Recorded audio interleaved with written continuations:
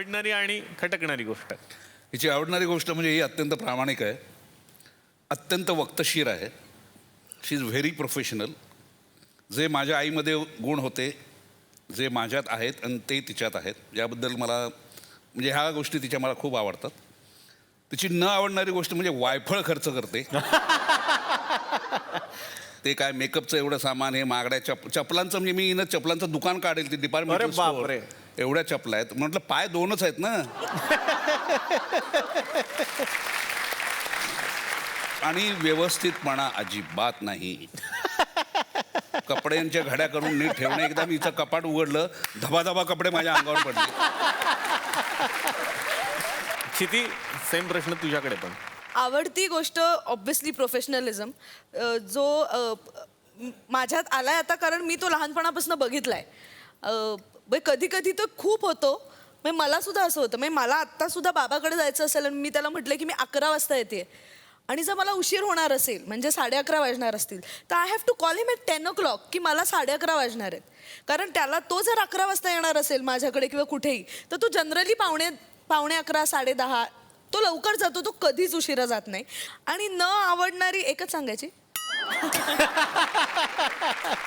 एक दोन चालतात. 45 मिनिटांचा एपिसोड असतो, तुला वाटेल तेवढा सांग. हवं, एक दोन सांगता येतात ना. एक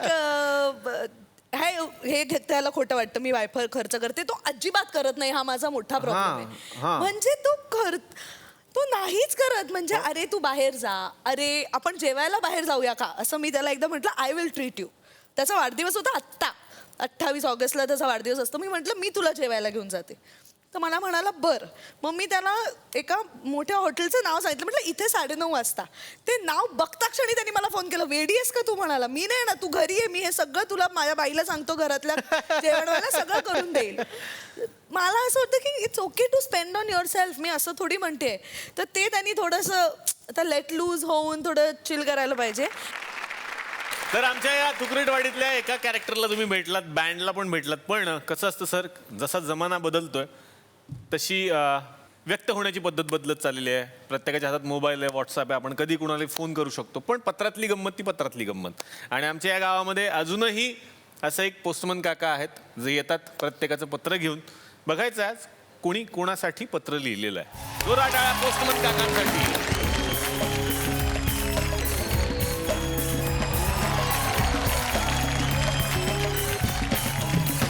काही जणांनी पत्र लिहिले आहे तुमच्यासाठी. घरी वेळ देता येत नाही म्हणून पत्र लिहिलं तुमच्यासाठी. वाचून दाखवतो मी. प्रिय बाबा, सगळे म्हणतात मी तुमच्यासारखी आहे, पण माझे बाबा कोणासारखे आहेत किंवा कसे आहेत हे सांगण्याची संधी क्वचितच मिळते. या क्षेत्रात मी तुमच्यामुळे आले, आणि माणूस म्हणून मी आज जे काही आहे तेही तुमच्यामुळेच. तुम्ही अतिशय साधे भोळे आहात.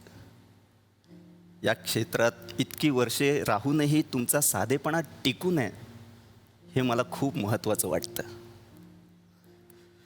तुमचा विचार मनात आला की डोळ्यासमोर एक loving, caring, positive, cultured, organised, punctual, emotional, प्रामाणिक, हार्डवर्किंग, ट्रस्टवर्दी, मिश्किल माणूस माझे बाबा म्हणून उभे असतात.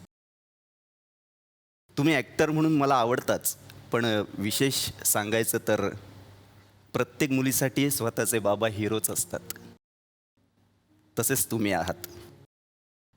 तुम्ही गाण्यांमध्ये रमता, क्रिकेटमधलं तुमचं नॉलेज तर सेंचुरीज, गप्पा मारण्यात माहीर, पार्टी असली की सेंटर ऑफ अट्रॅक्शन तुम्हीच असता. फक्त तुम्हाला एक गोष्ट सांगायची होती की तुम्हाला पॉलिटिक्स करता येत नाही. कारण फायदा घेऊन काम करणं हे तुम्हाला कधीच जमलं नाही. तुमचा स्वभाव चांगला आहे, त्यामुळे तुम्ही नेहमी पॉझिटिव्ह असता, आणि समोरचाही पॉझिटिव्ह आहे असा तुमचा विश्वास असतो. पण प्रत्येक वेळेला तसं नसतं ना. पण तरीही तुमचा थोडा तोटा झाला तरी तुम्ही तसेच राहा. कारण या इलेक्ट्रॉनिकच्या जगतात माणूस एकमेकांपासून दूर जात असताना समाजात अशा वॉर्म प्रेमळ माणसाची गरज आहे. आणि तुम्ही युनिक आहात. ज्या काळात आमचा जन्म झाला तेव्हा 3 मुली होऊनही तुम्ही आम्हाला स्वातंत्र्य दिलत, माणूस म्हणून घडवलत आणि विश्वास निर्माण केलात. या सगळ्यांसाठी तुम्ही कायम माझे हिरो असाल, आदर्श असाल.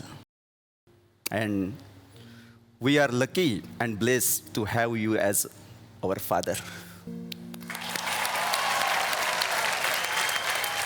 मधुरानीच लिहिलेलं आहे हे पत्र आणि तिनं स्वतःच लिहिलंय खरंच. बाबा, मग शेजारीच उत्तर द्यायचंय तुम्हाला.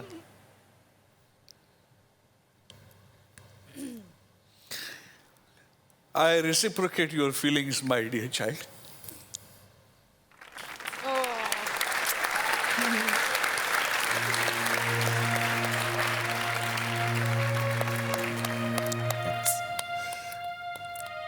तुमच्यासाठी ही पत्र एक वाचून दाखवतो. मग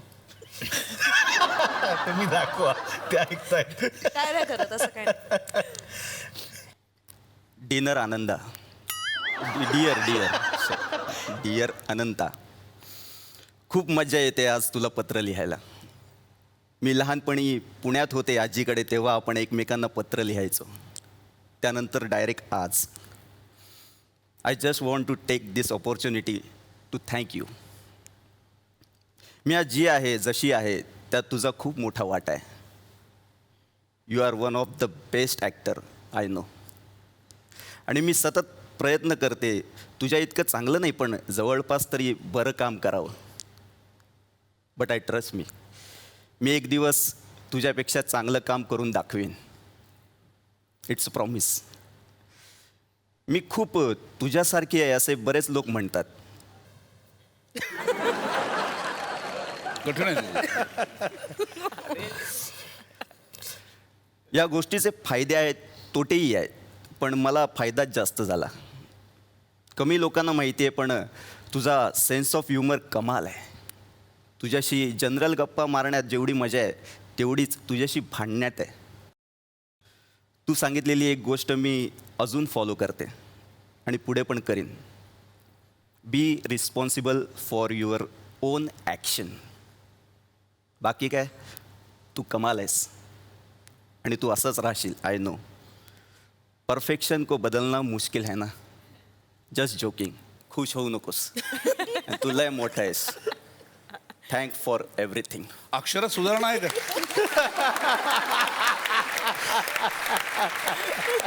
आमच्यात हा वाद आहे. हो का? हो, त्याला असं वाटतं की त्याचं हँडरायटिंग खूप चांगलं आहे. हा. तर माझी अशी आर्ग्युमेंट आहे की ती असं बघायला चांगलं आहे, हा. लांब असं आहे एक. ते वाचायला घेतलं की ते फार कठीण आहे वाचायला, काही सोपं नाहीये. त्याचं असं म्हणणं आहे की माझं हँडरायटिंग वाईट आहे, जे अजिबात माझं हँडरायटिंग वाचता येतं सगळं नीट. हिला वाचताय. असं नाहीये. वा वा. आहे ना चांगलं हँडरायटिंग. हो, चांगलं वाचता येतं म्हणजे आहे. वाचलात तुम्ही. जोरदार टाळ्या पोस्टमन काकांसाठी. येतो मी. या, घरी वेळ देत जा, म्हणजे तुम्ही द्या वेळ घरी जा. जात नाही. हवा येऊन द्या, त्याला हवा येऊन द्या, डोक्याला शॉट नको, हवा येऊन द्या. मी मराठी, झी मराठी.